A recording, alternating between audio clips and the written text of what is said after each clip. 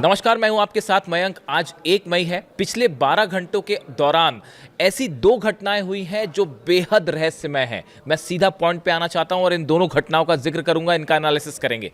पहली घटना, तेहरान के आसमान में एक बार फिर कई धमाकों की आवाज़ें सुनाई दी गई हैं और बताया जा रहा है कि यहाँ पर कई ड्रोन्स थे जो तेहरान के आसमान में नजर आए और उसको ईरान ने अपने डिफेंस सिस्टम से तबाह कर दिया। जहां तक मैं समझ पा रहा हूं या कुछ एक्सपर्ट समझ पा रहे हैं, ये ईरान के डिफेंस सिस्टम्स कहां पर तैनात हैं, इसकी लोकेशंस जानने के लिए ये ड्रोन स्ट्राइक की कोशिश की गई थी। ड्रोन्स भेजे गए थे जिसमें किसी तरह के वॉरेट्स नहीं थे, सिर्फ डिफेंस कहां सिस्टम्स लगे हैं इनकी लोकेशन जानने के लिए ये ड्रोन्स भेजे गए थे। ये पहली घटना, हम इसका जिक्र करेंगे। लेकिन दूसरी घटना बेहद रहस्यमय है। अमेरिका के नेवादा डेजर्ट में एरिया 51 के पास चंद घंटों के अंदर 17 बार भूकंप आए हैं। 17 अर्थक्वेक्स, 17 अर्थक्वेक्स, जिसके बाद ये सवाल उठ रहे हैं कि क्या किसी तरह का कोई एटमी टेस्ट किया है डोनाल्ड ट्रंप ने, या फिर अमेरिका ने कोई ऐसे हथियार का टेस्ट किया है जिसकी वजह से ये भूकंप के झटके आए, और क्या इस ऐसे किसी हथियार का इस्तेमाल ईरान में होने वाला है। देखिए, पूरे अमेरिका में तमाम अखबार, तमाम न्यूज़पेपर्स, सोशल मीडिया में इस तरह की चर्चा छिड़ गई है। आखिर एरिया 51 जो इलाका है नेवादा डेजर्ट का, यहाँ पर अचानक 17 भूकंप के झटके कैसे आ सकते हैं? क्या ये किसी तरह का कोई टेस्ट था? और इस तरह के तमाम सवाल सोशल मीडिया पर उठाए जा रहे हैं। देखिए, इसके बारे में हम जिक्र करें, कल जैसा कि आप जानते हैं कि व्हाइट हाउस में एक बैठक होती है। इस बैठक में ब्रेड कूपर जो है, सेंटकॉम जो है, सेंट्रल कमांड है अमेरिका की, जो कि ईरान के सारे मैटर देखती है हमलों को लेकर, उसके जो चीफ हैं ब्रेड कूपर, इन्होंने ब्रीफिंग दी डोनाल्ड ट्रंप को कि कैसे ईरान पे हमले किए जा सकते हैं। एक बड़ा ऑपरेशन का प्लान तैयार किया गया है कि कैसे ग्राउंड ऑपरेशन किया जा सकता है ईरान पे, कैसे लिमिटेड स्ट्राइक्स की जा सकती है, कौन से ठिकानों पर हमला करना है और कैसे हमला करना है। ये प्लान तैयार हो चुका है और बताया जाता है डोनाल्ड ट्रंप ने इसकी परमिशन भी दे दी है। बस टाइम तय होना बाकी है और ऐसा बताया जा रहा है कि अगले 48 घंटे बेहद अहम हैं और हो सकता है कि 48 घंटे के अंदर अमेरिका एक बार फिर हमला कर दे। ऐसी जानकारियां डिफेंस सर्कल में चल रही हैं। अब देखिए, बैठक होती है जिसमें जनरल डैन केन जो है चीफ ऑफ जॉइंट स्टाफ, वो भी शामिल थे। अमेरिका के तमाम बड़े मिलिट्री एक्सपर्ट इसमें शामिल थे और एक बड़ा सा प्लान तैयार किया गया है कि ईरान जो है अपनी बातों पर अड़ा हुआ है और वो किसी सूरत में अमेरिका के सामने झुकने को तैयार नहीं है, तो एक बार फिर ईरान पर दबाव डालने के लिए उस पर एयर स्ट्राइक की जाए। इस तरह का प्लान है। ये बैठक होती है, उसी समय अचानक ये खबर आ जाती है कि जो नेवादा डेजर्ट है अमेरिका का, यहाँ का एरिया 51 जो है, यहाँ पर भूकंप आता है। अब ये एरिया 51 जो है, ये अमेरिका के नेवादा में स्थित एक अत्यंत गुप्त सैन्य हवाई अड्डा, एयरफोर्स बेस है। आधिकारिक तौर पर इसका उपयोग उन्नत सैन्य विमानों और जासूसी तकनीकों के परीक्षण और विकास के लिए किया जाता है। हालांकि एलियंस और यूएफओ से जुड़ी गोपनीय रिसर्च को लेकर भी यहाँ पर तरह तरह की अफवाहें या खबरें सामने आती रही हैं। ये जो एरिया है, एरिया 51 जो कहलाता है नेवादा डिस्ट्रिक्ट में, नेवादा डेजर्ट में, ये बेहद रहस्यमय रहा है शुरू से। इसको लेकर तमाम दावे होते हैं कि अमेरिका यहाँ पर अपने तमाम नए फाइटर जेट्स का यहाँ पे टेस्ट करता है, या फिर जो सीक्रेट वेपन्स होते हैं उसकी टेस्टिंग यहाँ पे की जाती है। यहाँ पे एलियंस को लेकर बड़े बड़े दावे होते हैं कि भाई यहाँ पर जो है एलियंस को रखा गया है और यहाँ पर एलियंस से जुड़े प्रोजेक्ट्स चल रहे हैं। इस तरह की बातें आपने सुनी होगी, आप सर्च करिए एरिया 51, आपको तमाम चीज़ें मिल जाएंगी।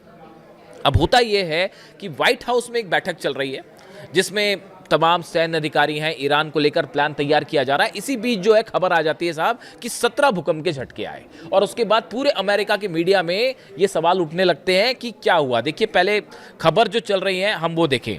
अ sudden wave of seismic activity in the Nevada desert has once again put eyes on one of the most secretive military installations in the world. Over a 24 period at least 17 earthquakes ranging magnitude from 2.5 to 4.4 were detected within close proximity of Area 51. Area 51 के आसपास 17 भूकंप आए जो कि 2.5 से 4.4 Richter scale पर इनकी तीव्रता मापी गई। The strongest trimmer measuring 4.4 in magnitude originated at a shallow depth of रफली 2.5 माइल्स बीनीथ द सरफेस। देखिए इसमें यह भी कहा गया कि जो सबसे तेज भूकंप था वो सिर्फ 2.5 माइल्स जो है ज़मीन के नीचे था, यानी इस तरह की खबरें आई कि वो ज़्यादा गहराई पर नहीं है। इस वजह से इस तरह की शंकाएं और जाहिर की जाने लगी कि भाई क्या अमेरिका ने किसी तरह का एटमी परीक्षण किया है या कोई ऐसे हथियार का टेस्ट किया है जिसकी वजह से ये भूकंप आया। हालांकि देखिए अमेरिका ने इस बारे में कुछ नहीं कहा है, अब ये चर्चाएं ही हैं, तमाम न्यूज़ एजेंसीज इसको लेकर खबरें छाप रही हैं, हकीकत क्या है कोई नहीं जानता। लेकिन देखिए ये कहा जा रहा है, कई डिफेंस एक्सपर्ट इस बात की ओर इशारा कर रहे हैं कि देखिए जंग में अमेरिका ईरान को नहीं हरा पाया। ये हमने पिछले 12 दिन की जंग में भी देख लिया, फिर ये 40 दिन की जंग हुई हमने इसमें भी देख लिया। अमेरिका के तमाम बेस तबाह हुए, अमेरिका का पेट्रियट थाट सारी मिसाइल्स तबाह हो गई और अमेरिका जो है वो अब इस हालत में है कि हॉर्मुज घेर के खड़ा हुआ है और तब भी उसके तमाम दबावों के बावजूद ईरान किसी भी तरह से अमेरिका के सामने झुकने को तैयार नहीं है। ऐसी सूरत में क्या ईरान पर किसी ऐसे हथियार से हमले का प्लान है जो वेपन ऑफ मास डिस्ट्रक्शन जिसको हम कह सकते हैं, या जिससे ईरान में बड़ी तबाही हो सकती है?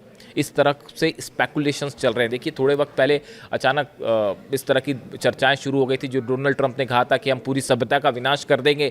उसके बाद ये अटकलें शुरू हो गई कि अब एटमी हमला होने वाला है ईरान पर। इसको लेकर तमाम सवाल भी पूछे गए डोनाल्ड ट्रंप से। डोनाल्ड ट्रंप एक प्रेस कॉन्फ्रेंस में गुस्सा भी हो गए थे, इस तरह की बातें देखने को मिली। इसी बीच अब ये जिस रहस्यमय तरीके से ईरान पर हमला तय है ये माना जा रहा है। देखिए यूएई ने अपने सारे नागरिकों को कह दिया है कि आप अगर ईरान में है छोड़ के वापस आ जाइए, लेबनान में है छोड़ के वापस आ जाइए, आप इराक में है छोड़ के वापस आ जाइए। यही बात चीन भी कह रहा है कि या तो आप ईरान से बाहर आ जाइए और या फिर वहाँ पे हैं तो किसी सुरक्षित जगह चले जाइए। देखिए चाइना जब भी इस तरह की वार्निंग जारी करता है हमले हो जाते हैं। यूएई की तरफ से ये कहना, क्या यूएई के पास किसी तरह का इनपुट है कि भाई जल्दी ही हमला हो सकता है 48 आवर्स में, इसलिए उसने अपने सिटीजन्स को कहा कि आप ईरान से दूर हो जाइए। इसके अलावा आप देखिए जो ब्रैड कूपर है, सेंटकॉम के चीफ है, ये पिछली बार जब ये स्ट्राइक्स शुरू हुई थी 26 फरवरी को इनकी मुलाकात हुई थी डोनाल्ड ट्रंप से व्हाइट हाउस में, और उसके बाद 2 दिन 48 घंटे के अंदर हमला हो गया था। ब्रैड कूपर एक बार फिर मिले हैं डोनाल्ड ट्रंप से और हमले की प्लानिंग को लेकर मिले हैं, इसलिए भी शायद ये स्पेकुलेशन है कि 48 घंटे के अंदर स्ट्राइक हो सकती है। इस तरह की खबरें हैं। इजराइल से जो खबरें आ रही हैं आप वहां देखिए, बड़ी संख्या में 6500 टन हथियारों की खेप अमेरिका से इजराइल पहुंची है। ये मिसाइल्स हैं, अलग अलग डिफेंस सिस्टम्स हैं, थार्ड और पेट्रियट सिस्टम्स हैं जो पहुंच गए हैं, जिन्हें डिप्लॉय किया जा रहा है और बताया जा रहा है कि 48 घंटे के अंदर इन्हें डिप्लॉय कर दिया जाएगा। हाइफा में खास तौर पर हाइफा के प्रोटेक्शन की तैयारी है। हाइफा की ऑयल रिफाइनरीज वो ईरान नहीं छोड़ेगा इस बार, तो वहाँ उसको बचाने की कोशिशें लगी हुई हैं। यानी हाइफा में और अशदोद में इस 2 जगह पर डिफेंस सिस्टम तैनात किए जा रहे हैं जो कि 48 घंटे में तैयार हो जाएंगे।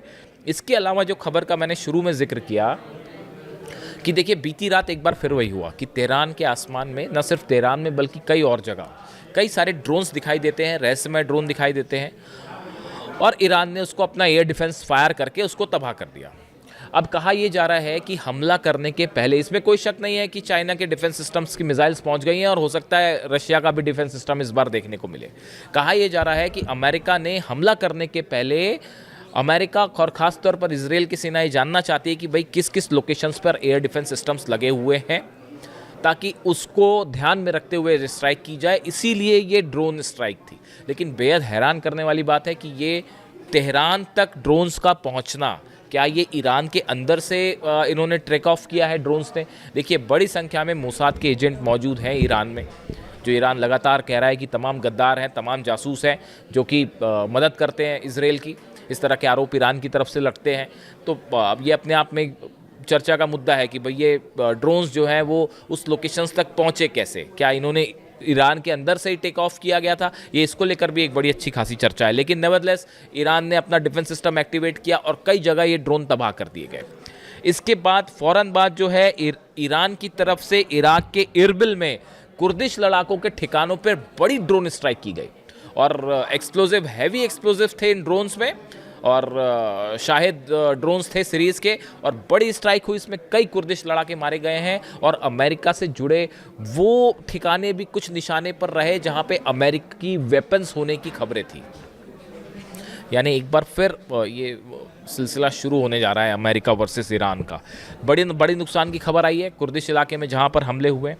इसके अलावा देखिए एक बड़ा डेवलपमेंट ये भी है, बताया ये जा रहा है कि अगले, जैसा कि मैंने कहा 48 घंटे के अंदर, इसके पहले मतलब ये डेडलाइन तय हो गई है ऐसा बताया जा रहा है, ऐसे डिफेंस सर्कल में चर्चा है कि 48 घंटे में एक बार फिर अमेरिका एयर स्ट्राइक कर सकता है। इसके अलावा एक खबर ये भी है कि एक और प्रपोजल पे चर्चा हो रही है, एक और प्रपोजल सामने आ गया है जिस पर शायद स्ट्राइक के पहले अमेरिका तक ये बात पहुंचाई गई है। किसी बीच में कोई देश कौन है अभी वो साफ नहीं है। यानी एक बार फिर यूरेनियम को लेकर या हॉर्मूज को लेकर एक बार फिर चर्चा का दौर सामने है। अब ये बैकडोर से चर्चाएं हैं, इसलिए अभी कुछ साफ नहीं है, लेकिन हालात ये हैं कि ईरान की तरफ से ये साफ कर दिया गया है कि यूरेनियम पर कोई बात नहीं होगी, न्यूक्लियर मुद्दे पर कोई बात नहीं होगी जो ट्रंप को मंजूर नहीं है, और ऐसे हालात में हॉर्मूज में मामला फंस गया है। ईरान ने बड़ी तैयारी कर रखी है अमेरिका के जहाज़ों पर हमला करने की। तमाम मिसाइल्स तैयार हैं, सुरंगों से मिसाइल्स निकाल दी गई हैं, और अगले वीडियो में मैं आपको बताऊंगा कैसे अमेरिका ने अपनी मिसाइल से ईरान की मिसाइल्स को काउंटर करने के लिए प्लान तैयार किया है। लेकिन फिलहाल हम अपनी बात तक सीमित रहें। अमेरिका में न्यूक्लियर टेस्ट को लेकर तमाम तरह के दावे और तेहरान के आसमान में धमाके रहस्य बने हुए हैं। इससे जुड़ा जो भी अपडेट होगा आप तक पहुंचाऊंगा। Thank you so much.